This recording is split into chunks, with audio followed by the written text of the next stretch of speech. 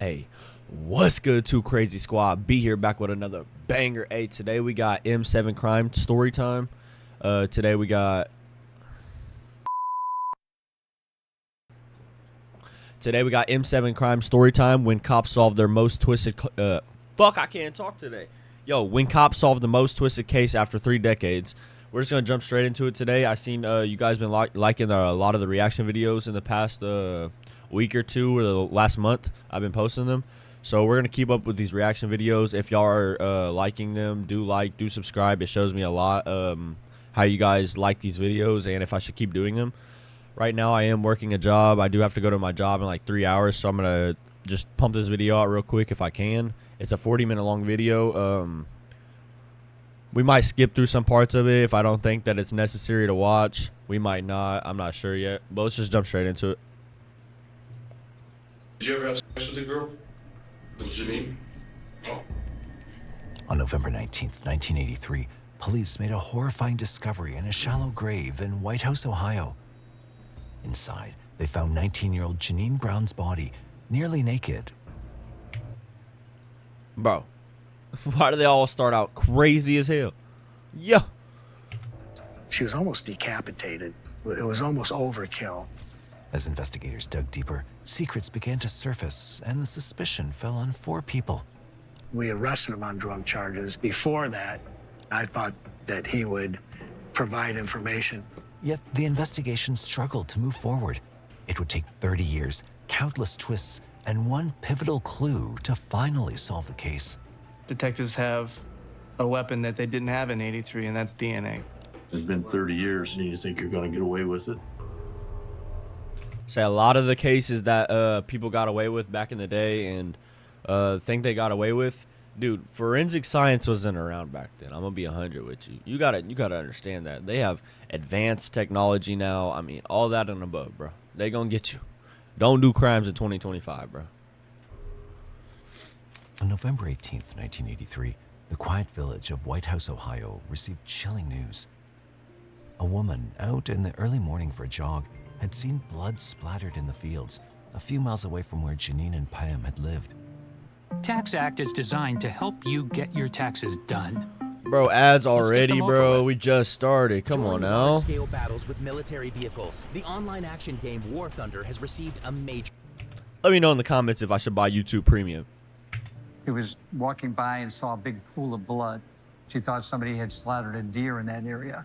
It was like on the edge of a field, sort of off towards the woods. As the woman turned to leave, thinking it was a wild animal being slaughtered, something else caught her eye.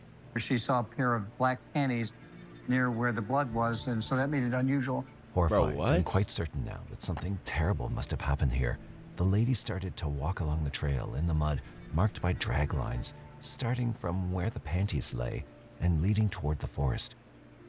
As she reached a space where a lot of leaves and mud were dumped, she saw something that made her blood run cold. A foot visible from underneath all that mud. Yo, if I see blood and panties in the wood, me personally, I just don't know if I'm gonna go towards that. That's just, I don't know. She hadn't realized that there was a person in that sock and that she had stumbled upon the makeshift grave. She immediately called 911 and gave them the details of what she'd seen. Within a few minutes, the police arrived at the scene to start their investigation. Upon their arrival, what the police saw at the crime scene left them horrified and speechless. They decided to hand over the case to the county deputies, and when the county deputies arrived at the scene, they were led by veteran detective Daryl Symington. Detective Symington, I knew from a few cases. He was a go-getter. He was a careful detective. And I think at the time, he was probably the perfect detective for the case from their department. The makeshift grave was just a couple of feet deep, and dead leaves were placed all around and on top of the body. When all the dirt from the body was removed, it was recognized to be the body of a female. The forensic team began photographing the victim while the detective carefully examined the numerous bruises on her body. She had some markings on it that could have been more, I mean, maybe from the struggle or, even from maybe dragging her to the area. Her throat was cut. I thought it was definitely maybe like a Bowie knife or something that was pretty big. She was almost decapitated. I mean, if she was dragged into the woods, her head's almost took off, and she's naked, bro. This is probably a hunter or somebody that is, like, familiar with the woods, knows the woods. I mean, familiar with the surroundings out in the forest. It was almost overkill. As the investigation proceeded further, the detectives found other pieces of clothing belonging to the victim and also a pair of Merit cigarettes. She was face down in the creek. Her head was pointed south here. She had suffered a knife wound to the throat. Since the body was found to be naked upon its discovery in the makeshift grave, the investigators decided to bring in a rape kit. Testing confirmed that the victim had been taken advantage of. The forensics team began collecting evidence from the crime scene, including the victim's hair sample, blood, and traces of male bodily fluid left on the body. Hold on, I'm about to pause this video, dog. Give me 1 second.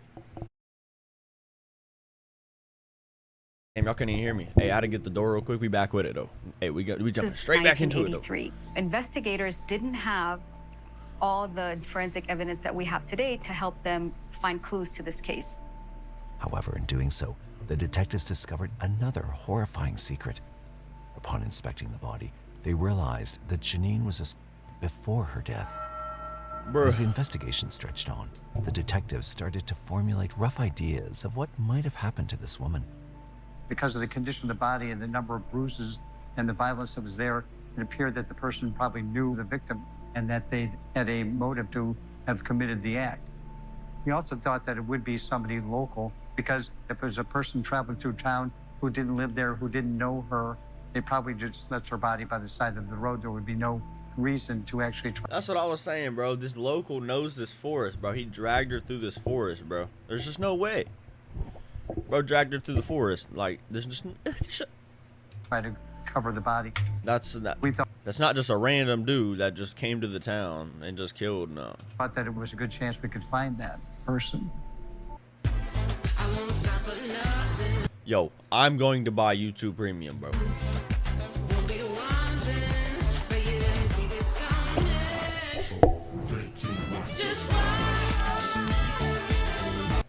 News of the horrific discovery of a woman's body started circulating among the village as anxious people waited to know what had happened and who the killer was.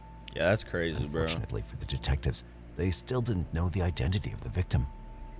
Thus, they started to hunt for information. Y'all gotta think, bro. This is 30 years ago. 30 years ago. Related to the victim, using a method of elimination.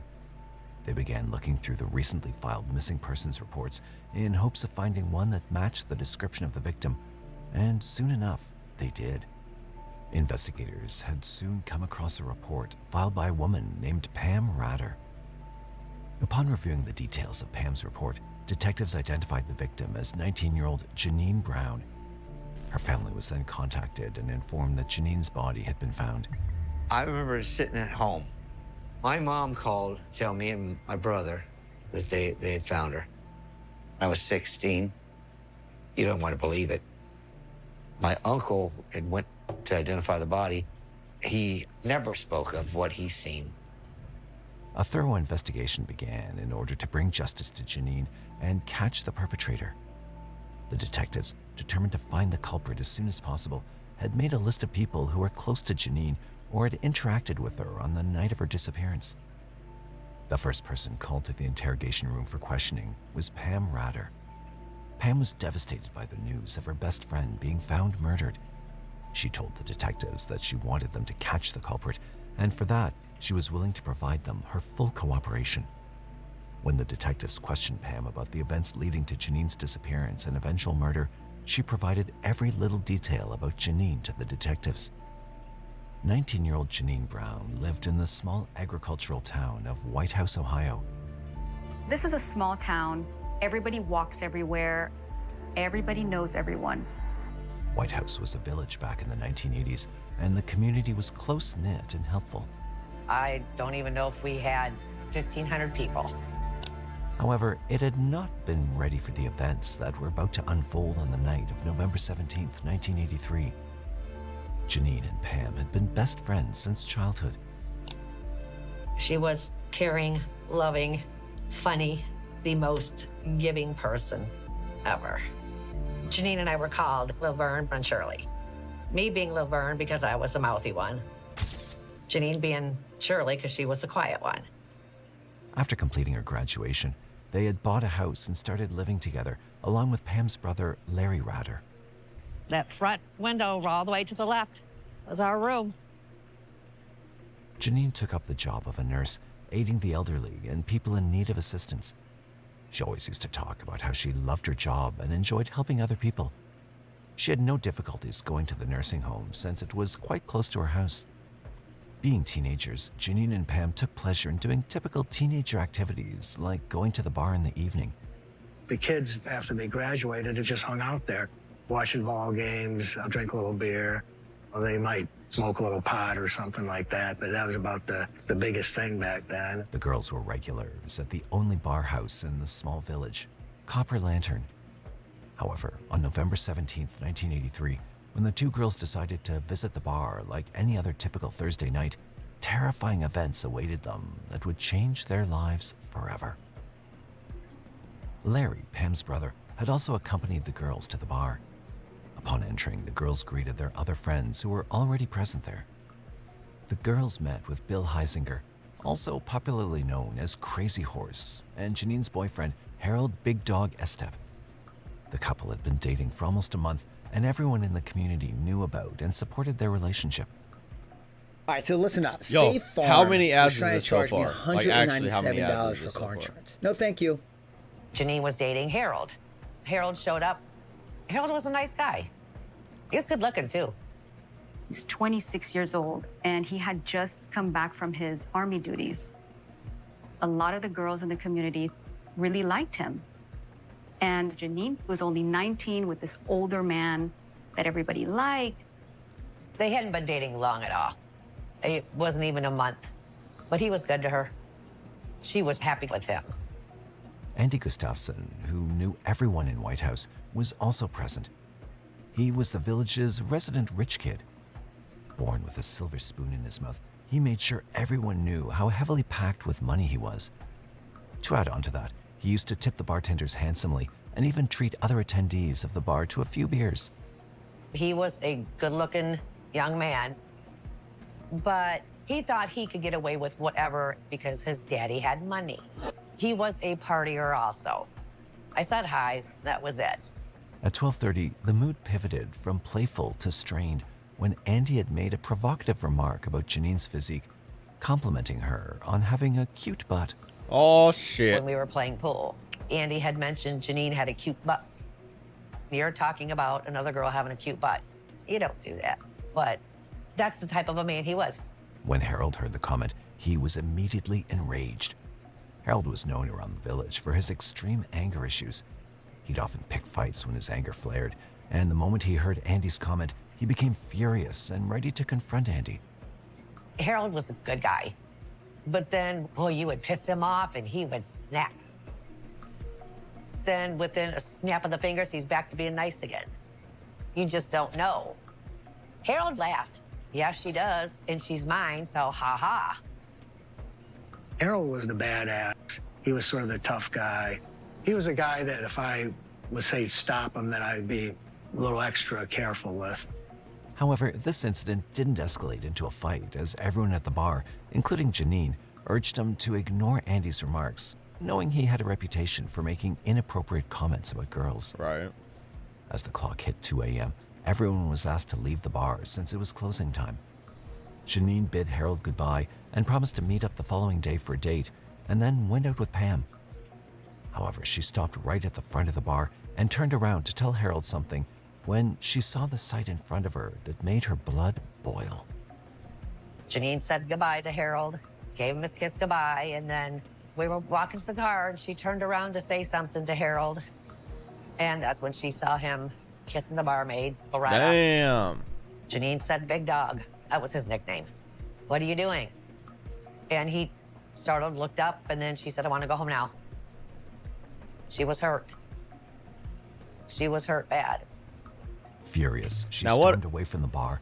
What if old bro did that because she was all cool about him talking about her ass, though? See, I'm on bro's side. Even waiting to hear Harold's explanation. Pam and Janine had then gotten into their friend's car, who had offered them a ride home. But when the two girls entered their house and took off their jackets, Janine looked desperate. She told Pam that she wanted to confront Harold immediately and was not willing to wait till morning to go and meet him.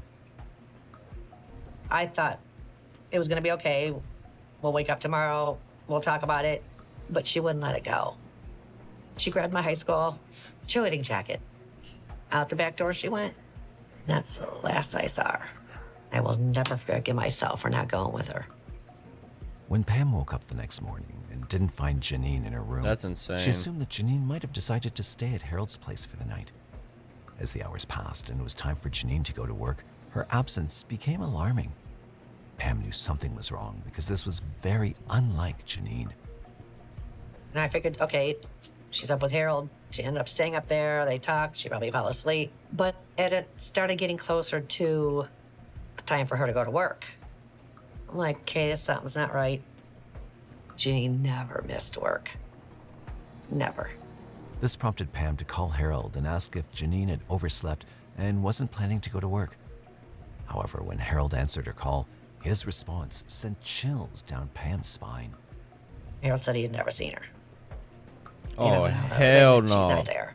No, I hadn't seen her since last night. Either bro lying or she got caught up in the middle of going. And that's when I started becoming sick. Oh, man. That's when I started doing a major panic. That's when I started calling everybody that we knew. Have you seen Janine? Filled with anxiety and panic, Pam rang Janine's brother to ask if she'd gone home instead last night. Pam had called us. You know, the first thought is, well, she probably crashed at someone else's house or something. Then when she didn't show up for work, I think everyone knew something was wrong. Pam had started to get restless and decided to call the police. She filed a missing persons report, giving them all the necessary details about Janine, but the police informed her that it was still too soon to launch an investigation. Man, fuck that. My friend is... Pam started... Bro, my friend is missing. Do your investigation, bro. What the fuck is you talking about? Walking around every possible place that Janine could be at, hopelessly trying to find her best friend. That's when I started walking. Anywhere we could think of in town. I knew she wasn't coming home. Pam's statement about Janine leaving the house to confront Harold when she saw him kissing the barmaid gave the detective their first suspect, Janine's boyfriend, Harold Estep. If she had gone down there and confronted him, they could have had a fight in regards to that. Clearly, there was a potential motive for Mr. Estep to have committed the act. The detectives began by interrogating Harold since they believed he might have a possible motive. He could have wanted to get rid of her for the barmaid Loretta, or might have simply killed her in a fit of rage. Upon being questioned, Harold told them what had happened on that fateful night. The night in question, it was a Thursday night, and everybody was just having a good time. Andy made that comment. If I can avoid the confrontation, I will, but I wasn't shy on scrapping either. But I left it alone. We ended up closing it down. Everybody was leaving, and the barmaid had come out and gave me a kiss. And I didn't understand it because I didn't know the girl.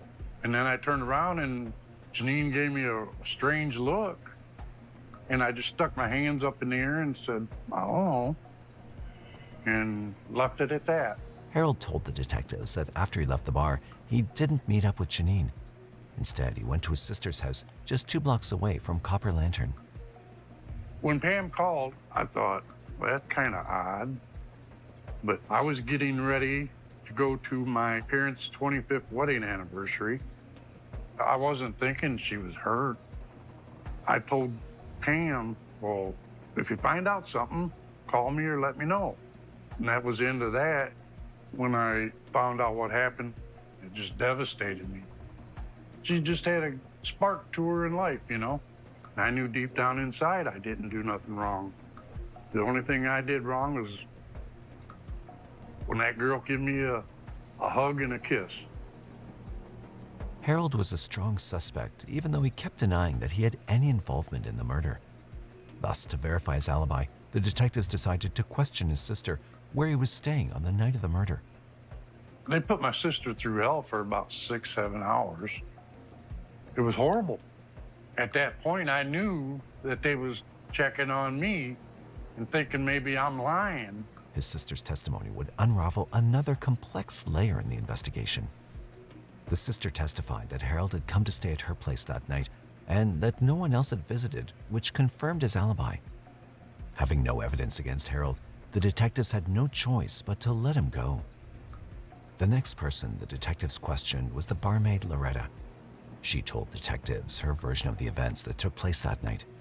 She said he was being flirtatious with her, but there was nothing going on between the two of them.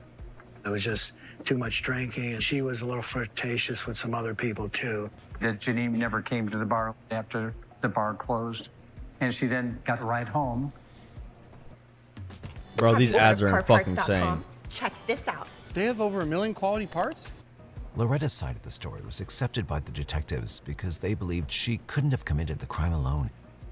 They had a theory that since Janine was assaulted before her death, one of the parties involved had to be a man. Nah, bro, Yet it doesn't Loretta was have still to under be. the detectives' radar. Come on now. The forensic report revealed that the stab wounds found on Janine's neck were inflicted by someone who knew their way around knives. This clue made the detectives go through the people present in the Copper Lantern that night. One person that caught their attention was Bill Heisinger, also known in the village as Crazy Horse. Bill knew a lot about knives and how to handle them, and being a survivalist, he always had a knife with him. I thought he was a suspect because of the way her throat was cut. The fact that he was a survivalist, he always had a knife. We arrested him on drug charges before that, so I thought that he would provide information. Bill told the detectives that he had indeed gone to the Copper Lantern that night, but had left for home when the bar closed. Bill lived alone and had no one to confirm his alibi. Thus, detectives were left with an open-ended suspect. The detectives added Bill to the suspect list, but they weren't ready to face another chilling twist that was about to be discovered. There was another person that caught the eye of the detectives, Larry Rader, Pam's brother. When the detectives ran a quick check on the man living with Janine along with his sister, a shocking truth was revealed.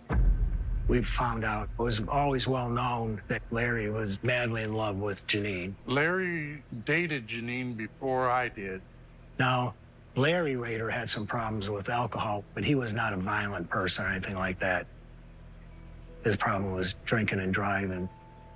It still doesn't mean he should be cleared as a suspect. Right. We went out there and talked to him. He was sobbing. But he had such a bad drug and alcohol problem, you couldn't really cipher through if he felt guilty about it that night or whatever it is. When Pam was told about Larry being a suspect, she kept defending her brother, saying that there was no reason for him to kill Janine. But detectives had a theory that Larry might have committed this murder out of jealousy when Janine had started dating Harold. It's a possibility. He was home passed out drunk before we even went to the Copper Lantern. He went to the bar before Janine got off work. He did love her. It raises a red flag. Clearly, he had very strong feelings for her, but you just can't do it by appearances. You have to have the actual proof he committed the murder. I kept telling the detectives he didn't do it because he was out cold when we got home. The detectives asked me, how do you know we didn't leave? Our house was very small. There's no way he could have got out. He would have had to go through out the bedroom door, and I would have heard him because my bedroom was right next to it. With Pam confirming Larry's alibi, the detectives had no choice but to let Larry go as well. Additionally, their theory that he'd killed Janine out of jealousy didn't hold up. As the detectives reached a dead end, a shocking turn of events altered the course of their investigation. A witness named Chester came forward to testify about what he'd seen on the night of Janine's disappearance. Chester was a resident of the nursing home that Janine worked at, and he actually was a nocturnal person. He was out during that evening that he saw her walking by. He did have a conversation with her. And he informed the police and told them that he had seen the van pull up there, and she had actually gone up to the passenger side and talked to somebody in the van. He couldn't really see how many people were in it, but he said that Janine got into the van. Chester said that there was no hesitation, there was no struggle, anything like that. He said it was a tan-colored van. It has small windows on it. It had a ladder on the back. Pam told the detectives that whomever had picked Janine up must not have been driving her home, since the place where Chester and Janine had interacted was just a few minutes away from their home. Therefore, whomever had picked her up might have offered her a ride to Harold's place, but they never made that trip. The detectives started to cross-check who among the people in the bar that night knew or interacted with Janine and owned a truck. Among the list of suspects, one name came forward: Andy Gustafson. Oh, He nah. was a privileged child. His father was president of a big company here in town. He had all the toys, the motorcycles, the cars, and it was a very distinctive van. It was a tan-colored van. He didn't want to make any statements. We want to tie him to a statement so he can't backtrack on it. He was just cocky to a point where he thought he couldn't be touched.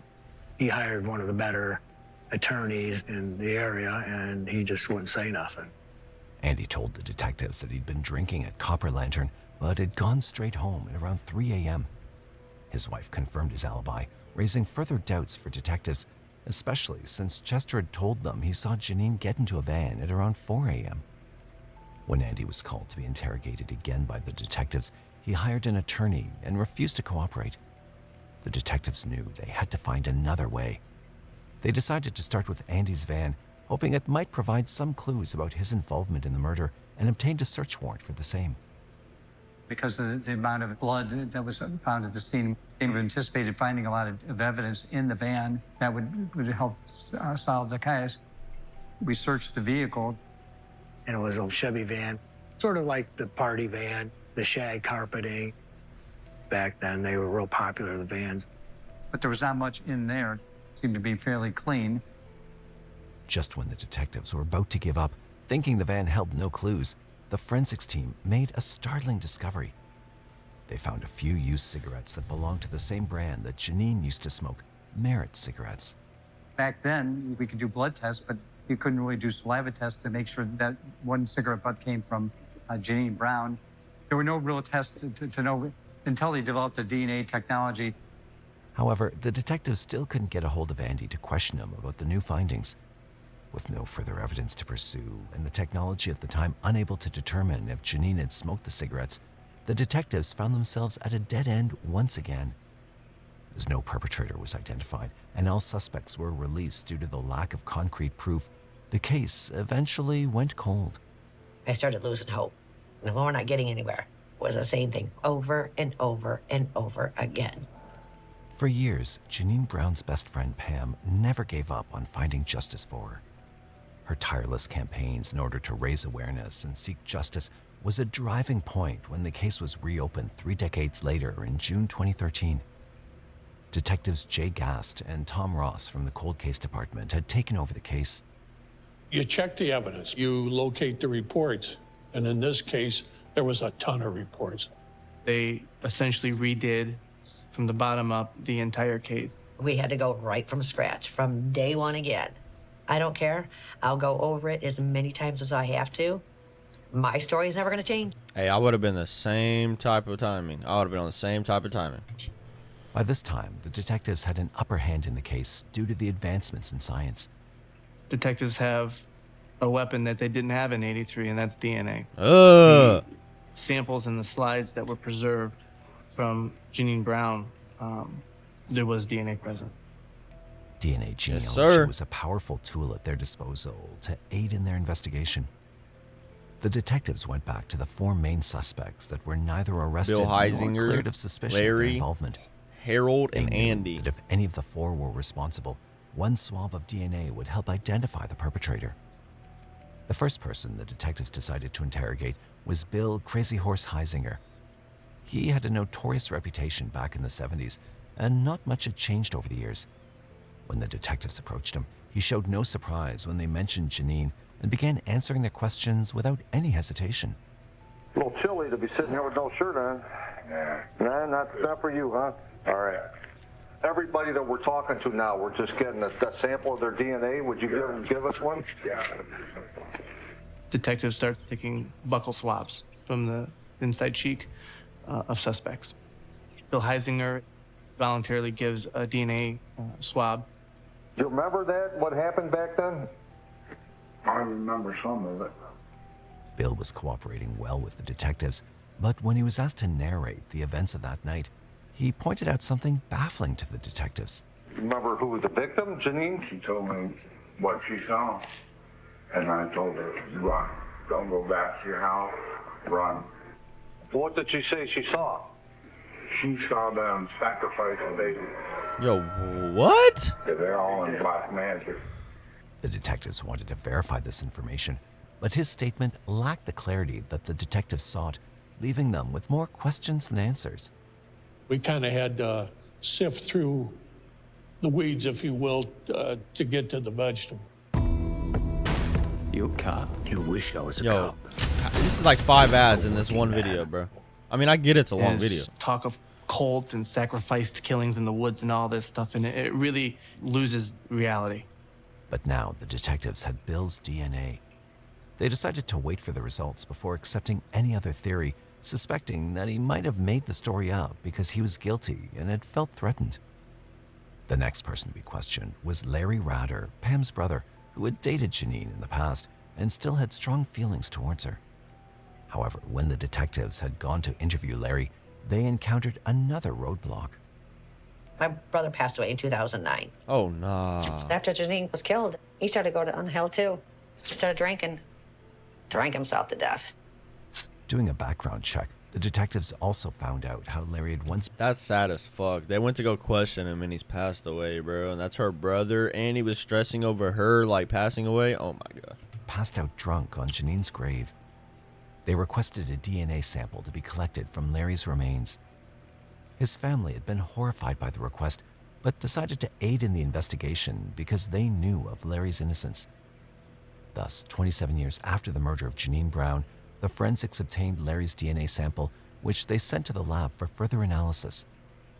The detectives now turned their attention to the next suspect, Janine's then-boyfriend, Harold Estep. You just walked home from the bar at that point. Were you by yourself when you walked home? Myself.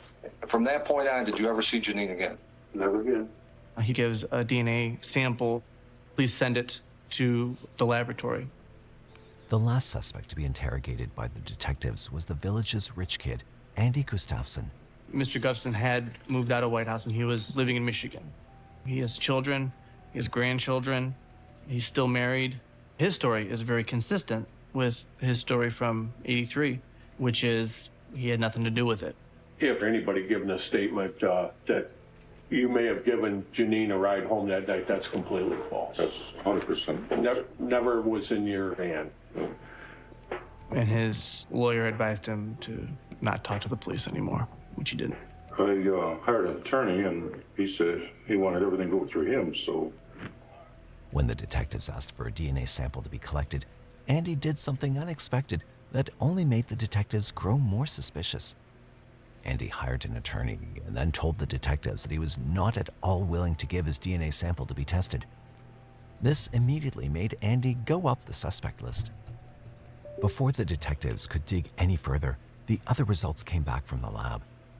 The DNA of all 3 suspects, Larry, Bill, and Harold, did not match the DNA found on Janine's body, and they were finally cleared off the suspect list after 30 years. It's like a whirlwind, you know.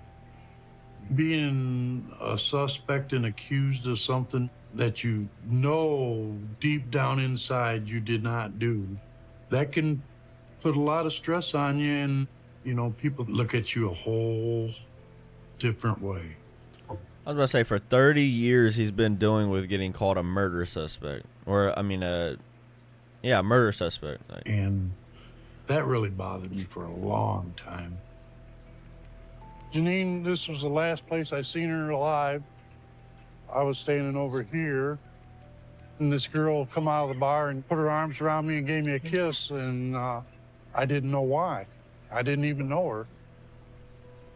I feel guilty a lot of times because this girl comes out of the bar, and a matter of 30 to 40 seconds changed lots of people's lives.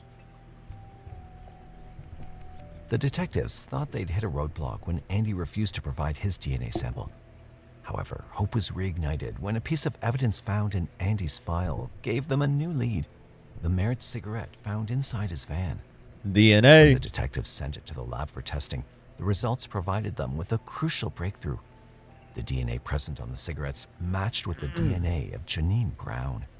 There was a DNA profile on that cigarette consistent with Janine Brown, and now we've got her DNA profile in the van.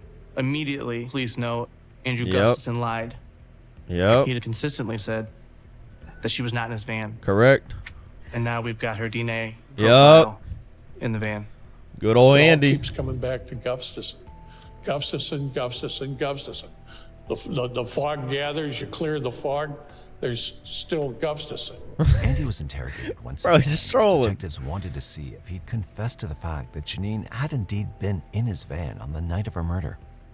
You're a big man, so I understand that these are not real comfortable, so we're going to try to accommodate you. Appreciate it. He seemed real comfortable with you.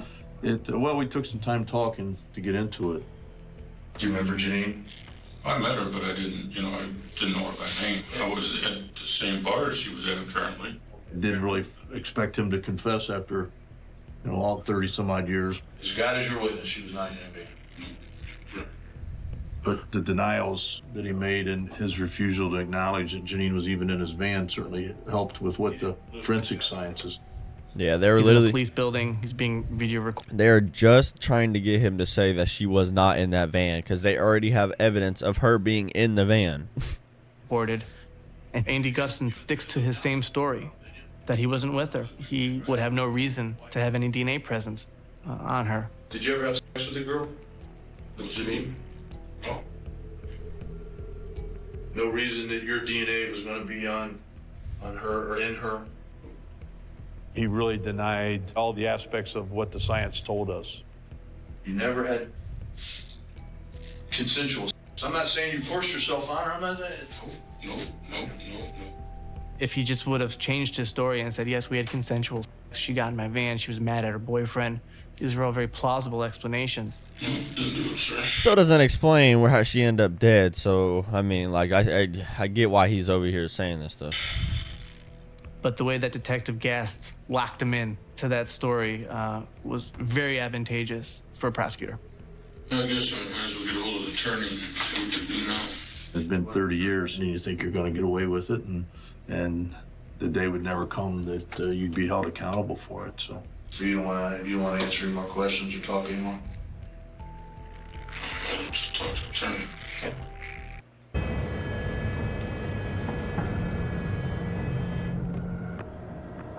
Fair enough.